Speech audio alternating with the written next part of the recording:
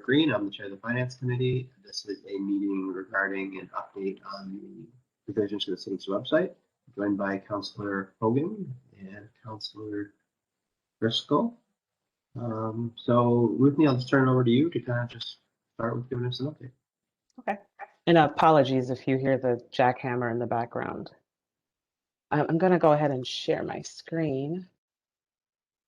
But I also want to take a moment to introduce a couple of people that have been working with me very closely on what is a very, very, very big implementation. It's an exciting implementation. So let's see. Let me know when you can see my screen. All right, awesome. So first and foremost, thank you to the council.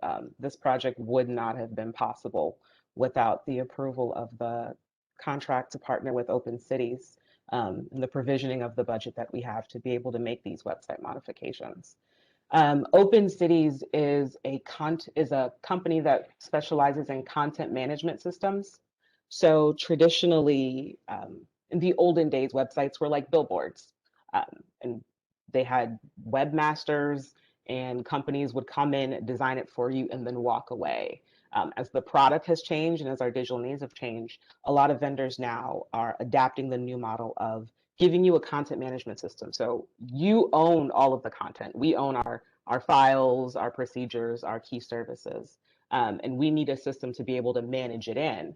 So that's what Open Cities does, and that's what we were able to purchase. But on the other side, they also provide a lot of consulting services in helping us redesign the site, identify key services, identify key audiences, do some audience engagement, work on navigation. Something particularly special about this group is they understood our limitations from a resource standpoint. Traditionally, cities of our size would have a digital team or a comms office with several people. So what they did was they recommended a three-tier model where we have an executive committee that would troubleshoot or push through any executive decisions, like final decisions on design, anything we needed to do that required policy.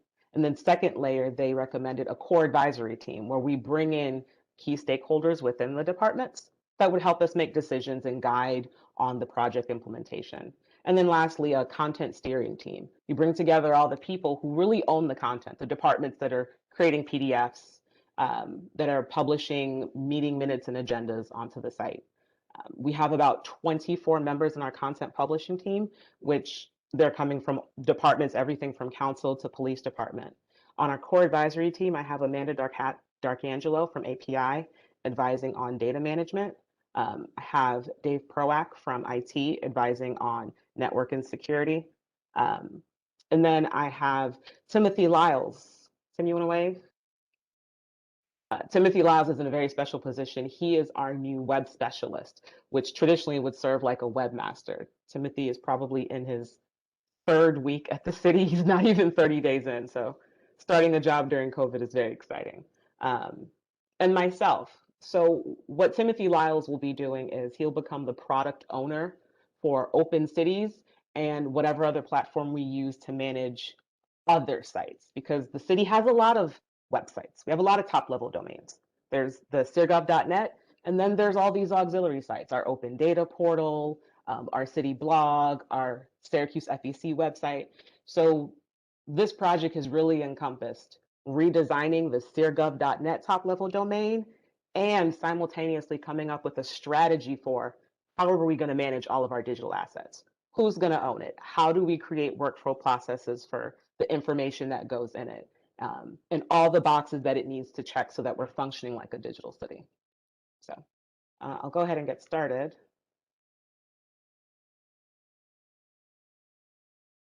So project need, I think anyone who goes to syrgov.net, it's pretty simple. Our website was indexed at 6,600 pages, a lot of that being outdated content. Ectron, as far back as I can find, had its last update in 2008. So technically, this website is older than a Motorola Razr phone, when you think about it that way. We've been able to get a lot of mileage out of it. Some of our information includes 34,000 visits per month, with 35% of visitors accessing from their phone. So they're doing a lot of like pinching, squeezing, scrolling in. And something interesting about this site, because its last update was in 2008, technically current HTML and web design rules don't work on it. If you were to cut and paste Google Analytics and paste it on this site to try to like read how many people are coming in and out, it wouldn't work. So we have to think like we're in 2008 when we're coding and updating the site. In the past 2 years, I've been able to train about 30 content publishers across the city on minimal HTML, so they know how to get information on and off. The first year that we were here, we did a lot of discovery and tried to identify opportunity. The biggest change in city needs were we needed to focus on user experience. We needed to prioritize the delivery of digital services. I think COVID has taught us that more than anything. We needed to improve the design, and we needed to improve management of our digital presence. Progress that we've made so far. We are in phase 4 of 6 of the project redesign. So when we approached council January of 2020, council allowed us permission to go into a contract with Open Cities. As we were negotiating the contract and planning to bring on a temporary project manager that would service the web development needs, and I would service the operational development needs. COVID happened in March, so we had to dramatically reevaluate our engagement method for how we were going to get people to give feedback on this, the structure of how we're supporting the implementation. The project manager was eliminated from the budget as a result of COVID, so I had to step in and become the project manager. And recently, with Timothy joining us about 2 or 3 weeks ago, it's allowed me to get the project to the place where I can offload some of the existing websites updates onto him, and some of the planning work that we're doing for other websites, digital strategy, onto him, so that I can prepare about 30 to 40 people for about 19 to 24 hours of training in just the past 3 weeks. So what you're seeing on the left is what we just finished off: content publisher training, open forums training to create new workflows on the site, help center ticket training, which will teach us how to be able to get help from the vendor whenever we need to do updates on the site or have questions. And then verifying content migration. So the hardest part of this job was from about February to March, we moved everything. Well, we moved about 60% of important documents, PDFs, pages from the existing Ectron site into the new system. So we were doing that on the back end while we were figuring out the design and training on the front end. Are there any questions so far?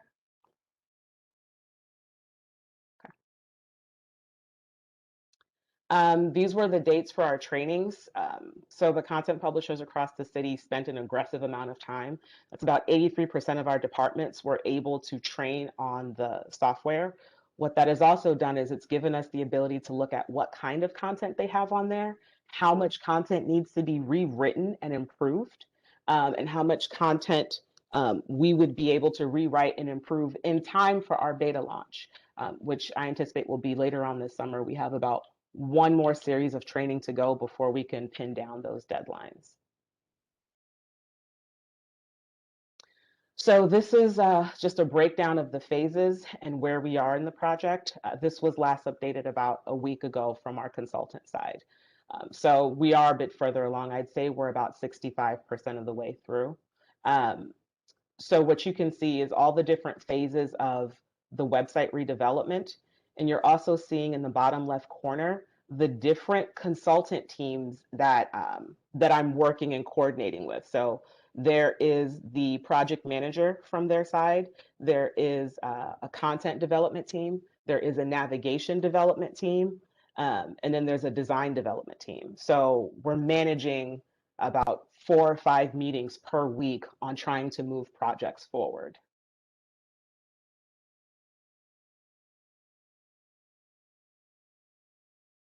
That's not what I wanted.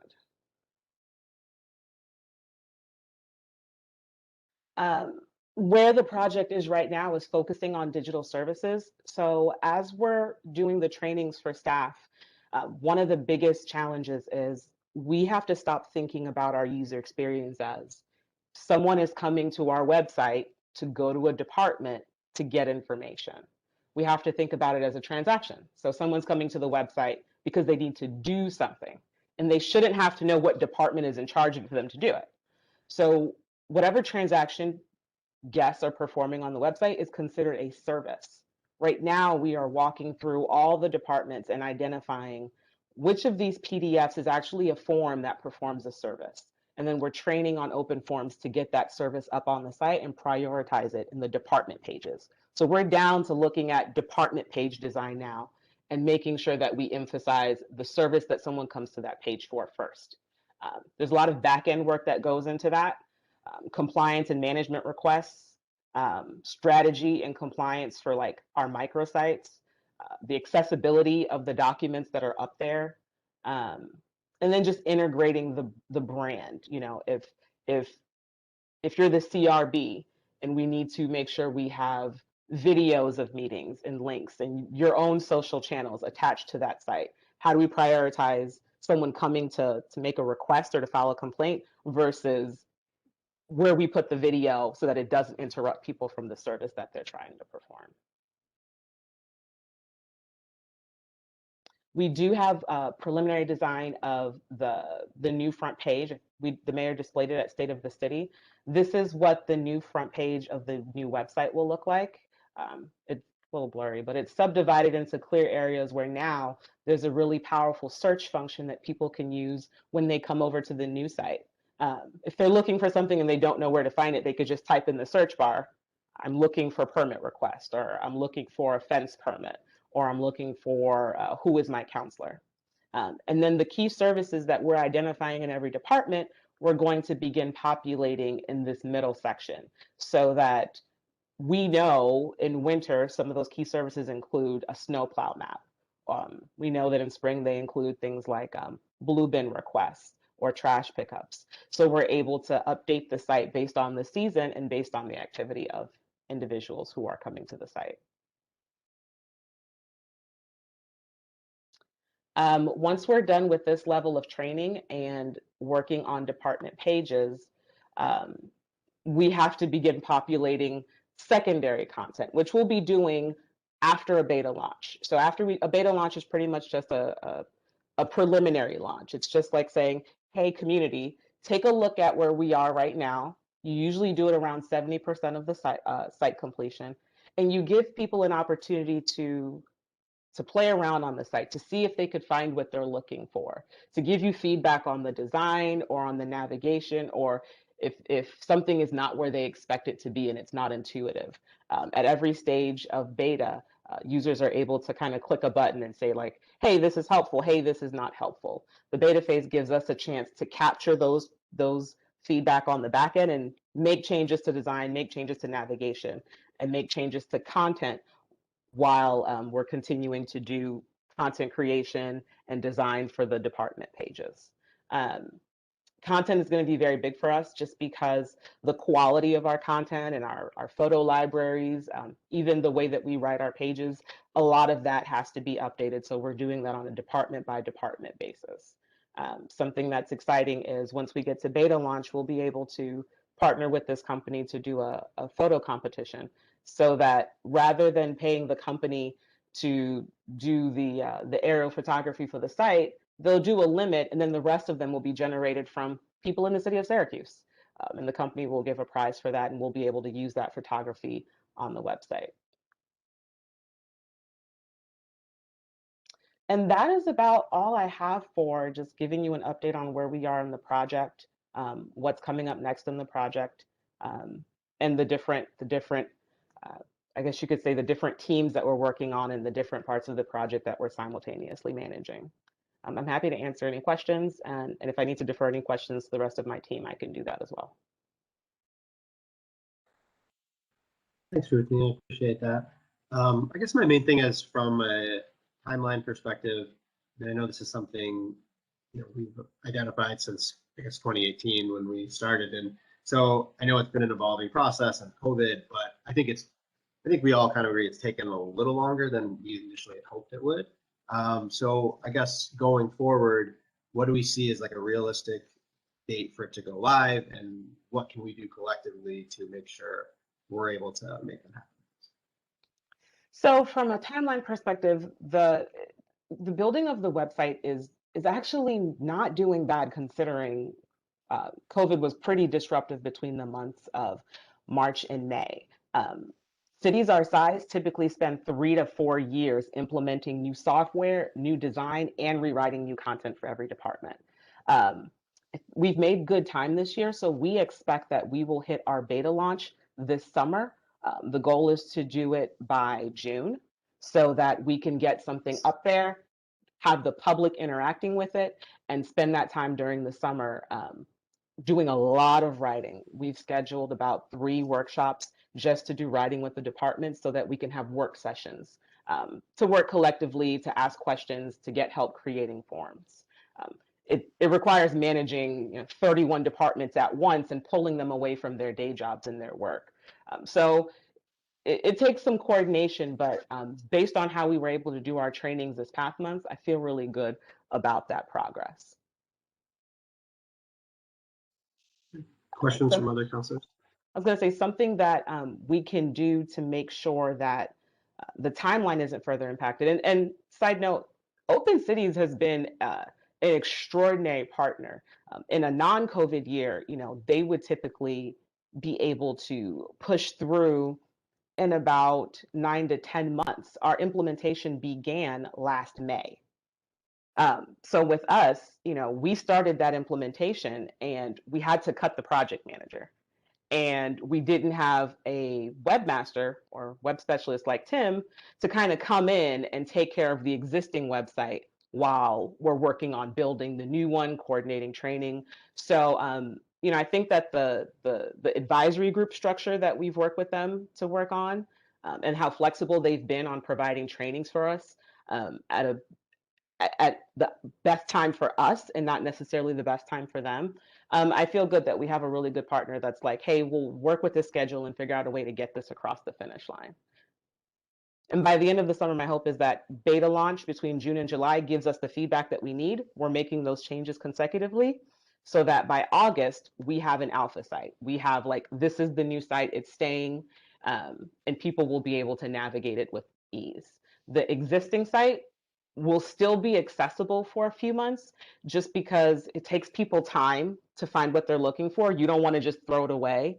Most cities use a small little, I think you see it when you go to city websites now, you have that little ribbon at the top that says, hey, this is where you go for COVID-19 information. Most cities will use a small ribbon like that at the top of the site just to say, hey, if you're having trouble finding what you're looking for, you can bounce back to the old site if that makes you comfortable. That way, no one's kind of left out in the cold and we're not blowing up our phones or city line with people looking for just basic information.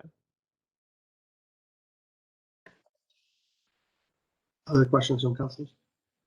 Ruthie, you mentioned, forgive me if I'm, I know you kind of touched on this. So you said someone shouldn't have to know which department they're looking for if they're coming looking for something, right? Like say they're looking for, there was construction done on a water main. Is that DPW or is that the water department? They don't know where they're looking. Exactly. So how does a constituent how do they navigate that? How do they find it instead of, so say I came in with that question, how would I get to the right place without knowing where to look? So one of the most powerful functions of this site is the search bar.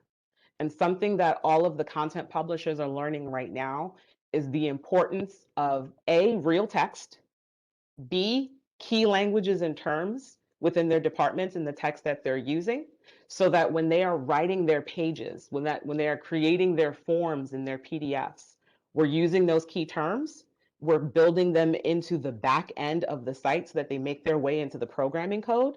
And then the search function can recall those items. So if you're looking for road construction, you can just jump into the search bar and type road construction, and it's going to pull up all of the relevant, whether it be a service, whether it be a page. If you're looking for road construction on Water Street, you could put road construction on Water Street.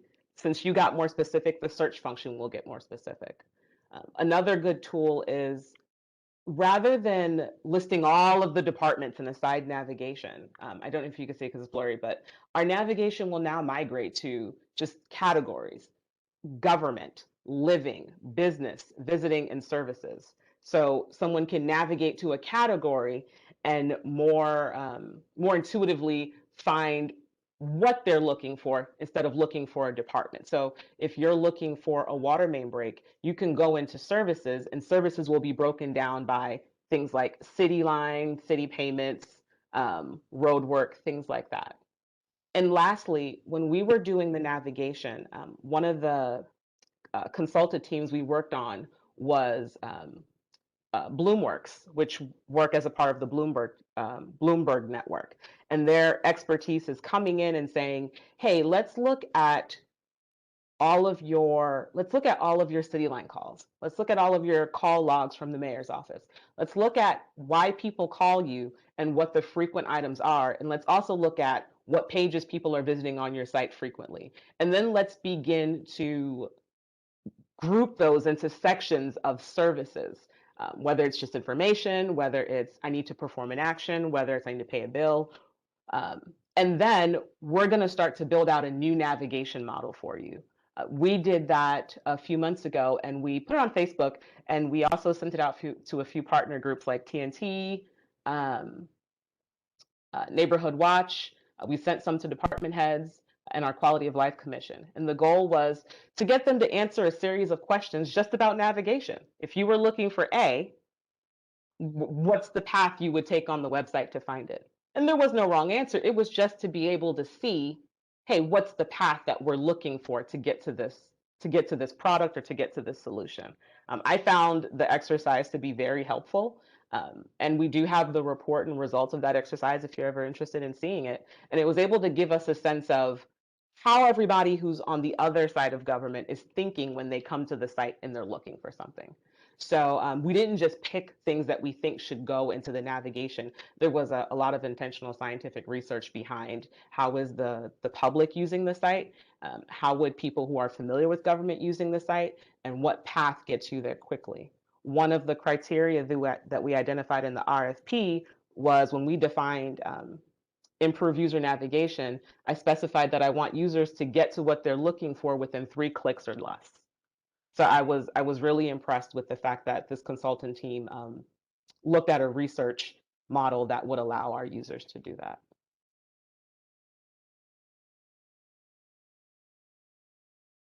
Sounds good. Thank you, Ruthie. Sure. Yeah, that was a good answer. Thank you. So Ruthie, who edits this? Are you like the editor of all the pages, would you say? So in the old model, information on a site was static. So you had a webmaster that kind of owned and edited all of it. In the past, we had Joe Rainey who managed a lot of content on the website and edited for everyone because the content wasn't dynamic.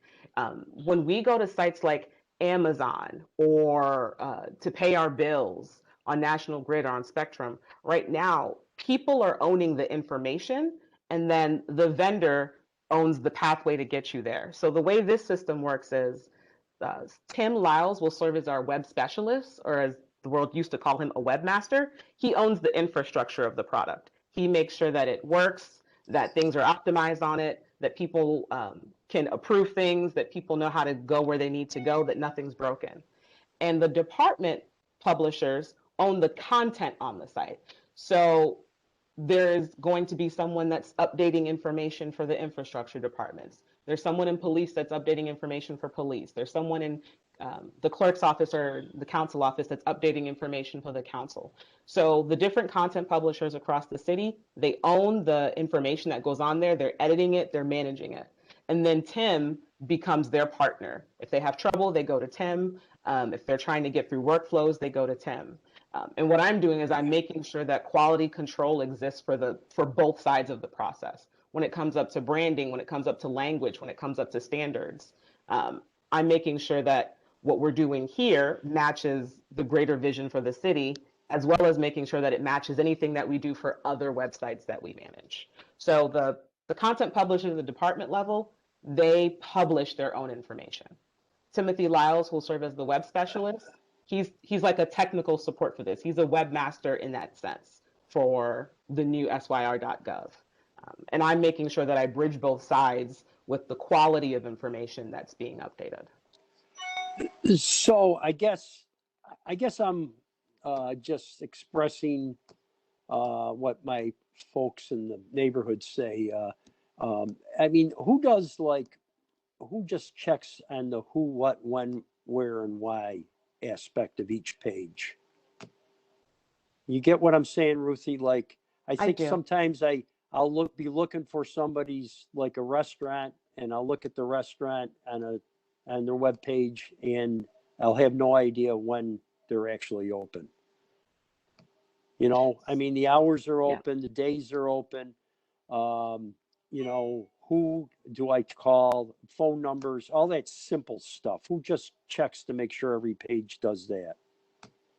Like I can't. It would take Stanley and Livingston to find a video of a common council meeting the way it stands now. Yes. Mr. Stanley and Mr. Livingston. And the way it stands now makes it very hard to manage information on there. Right now, I'm your point of contact. If you're looking for something, I'm the best person to get you on our existing site. I'm the best person to get there quickly. Just for an example, I didn't even know that until you just said that. Yes. I had no idea. I could be because we don't have a webmaster, so I'm the default webmaster. So, Councillor, it's Greg Lowe and Ruthie. If I could just add in a point here, because it's an important context as you talk about where it's headed. The new website will allow users a much easier, people in departments, a much easier interface that allows them to update their content themselves. The challenge with the outdated Ectron model, Councillor Hogan, is that it literally requires programming capabilities. So Ruthie is one of the very small number of people who actually have the programming skills behind it. It's why we're changing to the new site. So now we'll go from Ruthie having a significant share of all of that. So in many ways, she's it all has to go through her to an army of content managers who will do so for their own departments. It's the major upgrade that is coming, and in the new site that Ruthie talked about, the beta launch. I just am looking for it from the normal citizen's viewpoint, and I just want to make sure that, you know, in each departmental page has those simple salient things in it, and, you know, and that's, I think, I mean, Ruthie and you guys are, you know what you're talking about, and I'm a 19th century guy trying to figure out the 21st century world, and but that's, well, a lot of our constituents are like that too. So, thank you. Councillor Hogan, we'll make sure that, and it's part of the finishing touches, but we'll make sure that if someone ever can't find something on the site, there's always a quick way to call a number. You know, there's always a quick number you can call. There's always a quick search function you should hit. There's always a contact us button, so that there's always someone on the other side that can meet that need and respond to them individually. So you'll be nimble enough to correct anything. I mean, if it keeps on coming up, that's terrific. If you're able to do that, that's great. Adjust. Ruthie, are you done, Pat? Yes, I'm done. Thank you very much, Rita. Thanks for your patience. Wait, Rita. No, it's fine. You know, I find myself that I can relate to your comment, you know, being from another century, you know, when it comes to IT. If people from will there be space in our website, like, to, when things are going on in the community, I don't know, festivals, arts things, different kinds of shows and coming to our city, can people I don't want to say advertise, but, you know, promote there in our page their events? Are you referring to like a community calendar? Yeah. So we will have a really good calendar management function. So now departments can all control the city calendar, and it all doesn't have to come to one place or one person, so that they could input, create events, and all of it populates to the front page. And it also can populate to wherever we need to put it, whatever department needs to highlight those particular special events. If you're referring to like a go-to CNY arts calendar, I've brought that up to the vendor about integrating outside calendars, since go-to CNY arts is really like an arm or machine of Visit Syracuse, which is a governmental partner. And that's possible. We can just bring that in through a special feed. But as it relates to like city events, yes, there will be a place where all of that information will populate in one space. Okay, so do people, how do people, do they connect with you? Is there somebody in particular people would connect to?